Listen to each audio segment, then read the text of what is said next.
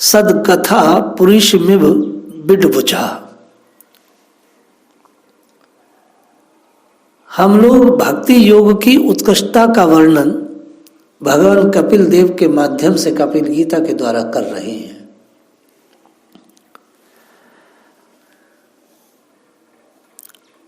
आप आश्चर्य करेंगे कि जैसे ही जीव मां के गर्भ में स्थित होता है, जीव अर्थात माता पिता ने मैथुन किया, मां की रज और पिता का वीर्य मिलकर के जब वह जीव स्थित होता है गर्भ में, तो गर्भ में जैसे ही वो जन्म, मतलब गर्भ में जैसे ही वो पड़ा, एकदम पड़ा, तो वो एक रात में बुलबुले की तरह हो जाता है और पूरे 2 दिनों में वो बेर की जैसा बन जाता है। उस पर्यंत से लेकर के और अंत्येष्टि तक, मतलब गर्भ में जब जीव पड़ा और गर्भ में पड़ने के बाद अंत्येष्टि तक, अभी उसका जन्म नहीं हुआ है, अभी जीव केवल मां के गर्भ में है। मां के गर्भ में जीव है, वहां से लेकर के अंत्येष्टि तक अर्थात शमशान घाट तक, अर्थात कब्र स्थान तक जीव केवल केवल मृत्यु की तरफ ही कदम बढ़ाता है। बताइए गलत कह रहे हैं? अंत्येष्टि तक लगातार दुख और केवल दुख का ही शब्द की व्यवस्था है, सुख कहीं है ही नहीं। गर्भ के 4थे महीने से ही जीव अगर देखा जाए तो मृत्यु की यात्रा को शुरू कर देता है। हे माता, गर्भ में जीव आया नहीं कि उसकी मृत्यु की यात्रा शुरू हो चुकी है। हम सबका ये स्वभाव, हम सबका की स्मृति में ये बात है कि अमुक जब भगवान से, जब कंस से पूछा कि द्रौपदी के उस बच्चे का क्या हुआ, तो लोगों ने कहा महाराज उनका गर्भपात हो गया, वो बच्चा अपना मर गया। तो कई बार मां के गर्भ में ही बालक मर जाता है। अभी बालक जन्मा नहीं, किसी का बालक 3 महीने में खत्म हो जाता, किसी मां का बालक 4थे 5वें महीने में भी वो मर जाता है। ये हम सबकी स्मृतियों में बातें हैं। तो गर्भ में बालक जैसे बना तैसे और अंत्येष्टि तक वो मृत्यु का ही लगातार वर्णन करता रहता है, जीवन कहीं है ही नहीं। प्रजामनु प्रजायते शमशान अंत क्रिया कृतः। प्रजनन से लेकर के अंत्येष्टि तक केवल दुख ही दुख है और मृत्यु की ही तैयारी है और मृत्यु की ही यात्रा है। गर्भधान से लेकर अंत्येष्टि तक सब संस्कारों को, सारे संस्कार दुखी दुख है, दुखी दुख है, कहीं कोई सुख नहीं। भगवान कपिल ने अपनी माता से कहा तद गुणा आश्रय भक्तया भजनीय पादाम्बुजम। भैया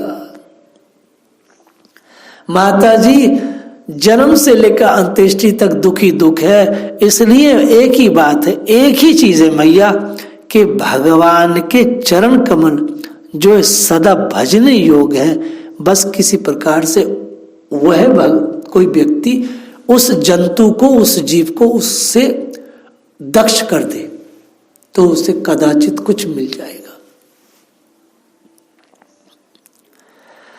वासुदेवे भगवती भक्ति योगे प्रियोजिता। माताजी मन, वाणी और शरीर से, तीनों से भजन अगर बन जाए तभी काम चलता है, नहीं तो दुख ही दुख है। कोई व्यक्ति अगर खाली मन से कर रहा है तो बिंदा काम नहीं बनेगा। कोई व्यक्ति वाणी से कर रहा है, मन नहीं लग रहा है, तो भी काम नहीं बनेगा। कोई व्यक्ति मन और वाणी दोनों अपने काम में लगाए हुए है भगवान में, और शरीर उसका भगवान के एकदम सब कुछ प्रतिकूल चेष्टाएं हैं, अर्थात वैदिक उसके पास संस्कार नहीं है, तो भी काम नहीं बनेगा। इसलिए भगवान ने कहा मैया वासुदेव भगवती भक्ति योगे प्रयोजिता वैराग्यम ज्ञानम यद ब्रह्म दर्शनम। मैया उसे भक्ति के नियमों का पालन तो करना ही पड़ेगा, तभी उसको कुछ मिल पाएगा। देखिए एक बात तो बहुत सुंदर है, भगवान की हम लोग कपिल गीता को सुन रहे हैं। आज समाज क्यों दुखी है, चाहे वो ब्राह्मण हो, चाहे वो ठाकुर हो, बनिया हो, दलित हो, कोई हो, क्यों दुखी है सब। देखिए आप इस समय जगत की स्थिति यह है कि ब्राह्मणों के, ठाकुरों के और बनियों के बच्चे क्या चाहते हैं बताओ। वो एक बात चाहते हैं, हमें नौकरी मिले, नौकरी मिले, और हर आदमी सरकारी नौकरी पाने के लिए ललायित है, लालसा में है। जिसको देखो वो एक ही बात पढ़ता लिखता है कि भाई नौकरी मिल जाएगी अच्छी कंपनी में है। नौकरी का अर्थ क्या है, नौकरी का अर्थ है शूद्र बनना, अर्थात सेवा वृत्ति, अर्थात सेवा क्रम। तो ब्राह्मण बनिए ठाकुरों के बालकों ने नौकरी पाने के लिए अर्थात शूद्र बनने के लिए वैदिक सदाचार और वैदिक लिटरेचर के द्वारा जो जीवन जिया जाता था, जाना चाहिए, उससे विमुख हो गए हैं वो। हर व्यक्ति शूद्र बनना चाह रहा है कि बस मुझे नौकरी मिल जाए। शूद्र बनने की ऐसी हौड़ लगी हुई है संसार में कि उसने वेद के सारे संस्कार भुला दिए हैं। सारे वैदिक साहित्य, सारे जितने शास्त्र हैं, उससे प्रतिकूल सारी चेष्टाएं, हर व्यक्ति केवल और केवल शूद्र बनने की लालसा में अपने को डेवलप कर रहा है। किसी को क्षत्रिय नहीं बनना, किसी को वैश्य नहीं बनना, किसी को ब्राह्मण नहीं बनना है। हर मनुष्य, ब्राह्मण भी के बच्चे चाह रहे हैं हमें नौकरी अर्थात शूद्र बने, क्षत्रियों के बाद शूद्र बने, सब लोग शूद्र बनना चाह रहे हैं। वेद में जिस चीज को बोला गया है, अगर क्षत्रिय अपना काम सही से करे, नौकरी से क्या मतलब, नौकरी शूद्रों का है। अगर देखा जाए जो जिसकी शूद्र वृत्ति है वो नौकरी करे। आज हर व्यक्ति शूद्र बनने की तैयारी में रहता है। भगवान कपिल कह रहे वासुदेव भगवती भक्ति योगे प्रयोजिता। माता मन, वाणी और शरीर से वर्ण व्यवस्था के अनुसार रहते हुए जब शास्त्र चित्त व्यवहार करता है और क्रिया योग, सांख्य योग को अपने जीवन में उतारता है, तो मैया इस गर्भधान से उसे मुक्ति मिल सकती है। माता जी ने पूछा तो इसमें कोई तैयारी करनी पड़ेगी, कोई चीज चाहिए ऐसी, कि भगवान ने कहा एताव नेव योगेन सम्रेणेन योगिनः। मैया संपूर्ण संसार में आसक्ति का अभाव हो जाना, ये बात अभी मैं कह रहा था।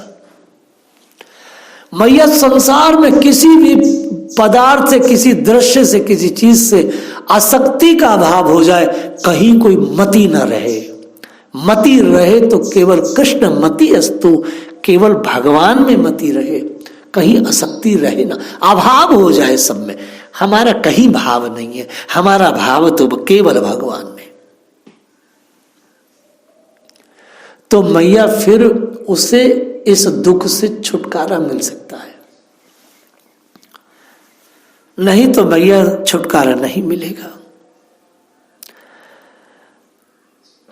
योगियों के सब प्रकार से योग साधना का एकमात्र अभिष्ट फल क्या है? संसार के प्रति पूरी तरह से अभाव हो जाए। और अभाव होना बिंदा आसान नहीं है, आसान नहीं है। अभाव होना आसान नहीं। देखिए, एक बहुत बड़ी आपको समझा रहे हैं, भगवान समझा रहे हैं, जिस प्रकार एक ही परम ब्रह्म महतत्व वैचारिक राजस तामस तीनों में अहंकार, पंच महाभूत, 11 इंद्रियां और स्वयं प्रकाश भगवान, ये सब मिलकर के जीव कहलाता है। देखिए भाई, इंद्रियां आपकी, आपका मन, अहंकार और अंदर ठाकुर जी पड़े हुए हैं पंचभूत, ये सब मिला के ही तो एक जीव कहलाता है। अलग अलग नहीं है, सब एक वस्तु है। अगर मैं कहूं आपकी आंख, तो आंख भी ईश्वरी ही है, क्योंकि वो ईश्वर से संबंध रखती है। तो भगवान कपिल अपनी मां से कह रहे हैं, मैया अभाव हो जाए सब में, और सब में भगवान को देखने का अभ्यास बन जाए। मैया ने पूछा, कैसे बोध हो प्रभु? ये बोध तो बड़ा मुश्किल है। तो भगवान ने अपनी मां को कहा, देवी, निर्गुण ब्रह्म विषयक ज्ञान योग और मेरे प्रति किया हुआ भक्ति योग, इन दोनों का फल एक है। देवी न तो निर्गुण न सगुण, ये अलग अलग वस्तु नहीं, ये दोनों एक है। भैया ने क्या, कैसे? तो भगवान कह रहे हैं, देखो कैसे। जिस प्रकार रस, रूप और गंध, जिस प्रकार रस, रूप और गंध आदि अनेक गुणों का आश्रयभूत एक ही पदार्थ है। कैसे भैया? देखिए, मैंने आपसे कहा ये फूल है, आपने ये देखा कि ये फूल है, तो ये फूल आपने देखा, ये फूल स्थूल दिख रहा है, तो आपने देखा इसमें एक सुगंध है, और अगर हम इसको खाएंगे तो इसकी एक स्वाद है, लेकिन तत्व से ये एक चीज है। अगर कोई अंधा व्यक्ति फूल को सूंघेगा तो वो उसकी अलग भाव रखेगा, कोई व्यक्ति इसे खाएगा तो अलग व्यवहार रखेगा, और कोई इसे छुएगा तो अलग रखेगा। तत्व से एक है। तो भगवान कह रहे हैं, तत्व से मैया जैसे, और सबके आधारभूत भगवान है, सबके आधारभूत भगवान है। अर्थात इसमें भगवान है तभी तीनों चीजें महसूस हो रही हैं, ये इसकी खिलावट, इसकी सुगंध और इसका स्वरूप। जैसे चावल और दाल चावल आपके सामने रखे हैं, तो दाल चावल देखने में आंख का काम है, खाने में जिह्वा का काम है, और छूने में किसका काम है? हाथों का। तो भगवान कह रहे हैं, मैया रस, रूप और गंध ये अलग अलग इंद्रियों के काम है, अलग अलग गुणों के अलग अलग गुण है, और इनका आधारभूत तो एक शरीर ही है, और शरीर का आधारभूत एक आत्मा है। इसलिए भैया अलग कोई वस्तु नहीं है।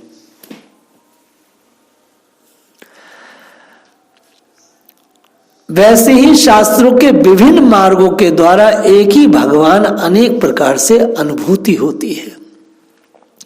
नाना प्रकार के कर्म यज्ञ दान तप वेदाध्ययन वेद विचार के सब वेदाध्ययन वेद विचार मन इंद्रियों का संयम कर्म के त्याग विविध अंगों के योग भक्ति योग निवृत्ति प्रवृत्ति सकाम निष्काम आत्म तत्व ज्ञान वैराग्य, ये सब जितने भी है मैया, ये सारे के साधन जितने भी साधन है, इनका एक ही लक्ष्य है भगवान। अब देखो यहां पर एक श्लोक बोला है भगवान ने, इसको धर्मेणो भयो चिन्हन ये प्रवृत्ति निवृत्ति मान योगेन विविध गान भक्ति योगेन चेवि। बिंदा भगवान कह रहे हैं, वेद विचार वेद अध्ययन तप इंद्रियों का संयम कर्म त्याग आदि आदि, इसमें कहीं असुरों की बाइबल और निशाचरों का कुरान नहीं है।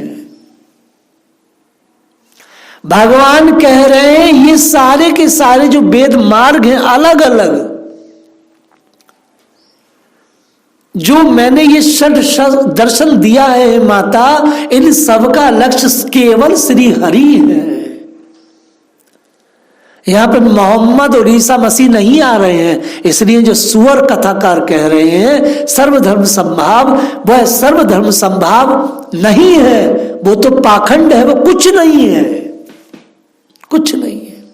आप देखिए भगवान कह रहे हैं माता विभिन्न मार्ग जितने भी हैं वह सारे मार्ग हर प्रकार से भगवान की ओर जाते हैं। कौन से मार्ग बता रहे हैं? वेदा अध्ययन, वेद विचार, मीमांसा, इंद्रियों का संयम, कर्मों का त्याग, अंगों वाले योग, भक्ति योग, निवृत्ति, प्रवृत्ति, सकाम निष्काम, आत्म तत्व, ये सब चीजें।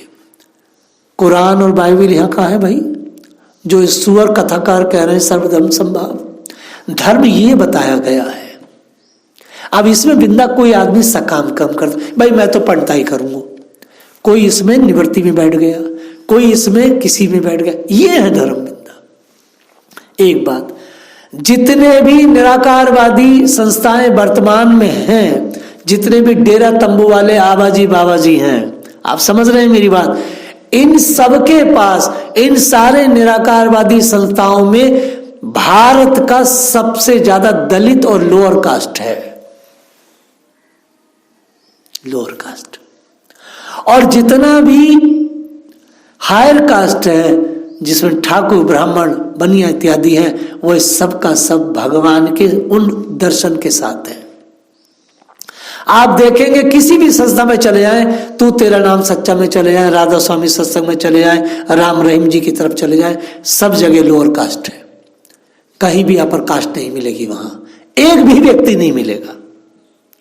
अगर आज भारत के दर्शन का, भारत की मीमांसा का, भारत के षड शास्त्रों का जितना वामपंथियों ने और मुसलमानों ने नुकसान नहीं किया, जितना इन निराकार संस्थाओं ने नुकसान किया है, इसमें छोटी जाति के लोगों को बिल्कुल धर्म से काट दिया है। आप किसी से पूछेंगे तो वो भगवान की तरफ नहीं है केशव।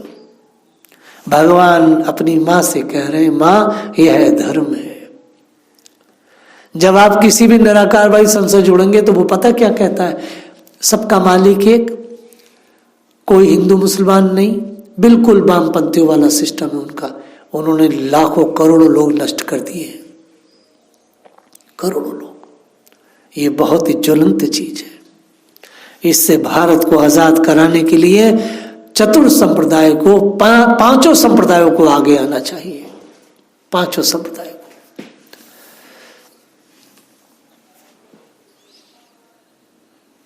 माताजी सात्विक, राजस और तामस, ये तीन प्रकार की कैटेगरी है भक्ति की। लेकिन माताजी आप आश्चर्य करेंगे कि जो मैंने आपको सांख्य योग दिया है हे मैया, वह निर्गुण पंथ है। अर्थात मेरा जो साधक होगा, जो सांख्य योग है, जो सांख्य योगी है, जो योग में स्थित है केशव, न वो रजोगुणी है, न तमोगुणी है, न सतोगुणी है, वो तीनों से अलग निर्गुणी है, निर्गुणी। वो तीनों सेक्शन में नहीं है, क्योंकि केशव रजो भी चाहिए, सतो भी चाहिए और तमो भी चाहिए। योग में तीनों चीजों का समावेश है। इसलिए भगवान कह रहे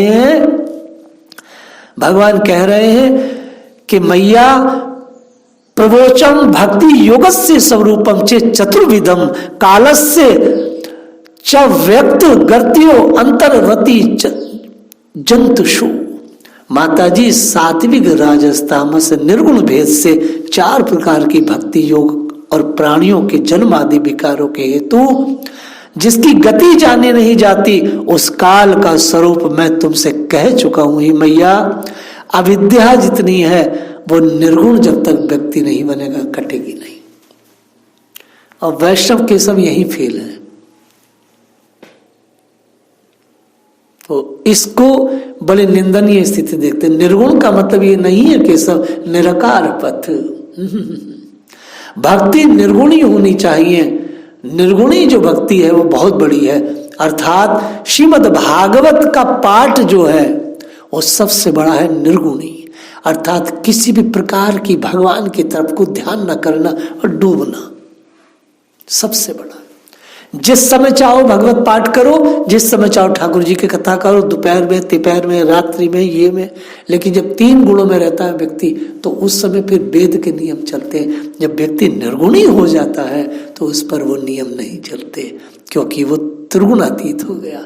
भगवान शिव त्रिगुणातीत है। बड़े बड़े ज्ञानी परमहंस त्रिगुण में रहते हैं। वो कभी एकदम से तमो में, कभी रजो में, कभी सतो में, एक जैसे नहीं रहते। दक्षता हासिल है। तो भैया कपिल भगवान के ने जो अपनी माँ को ज्ञान दिया उसके द्वारा मैंने आप लोगों के सामने चर्चा किया। बोलिए राधा रानी की जय।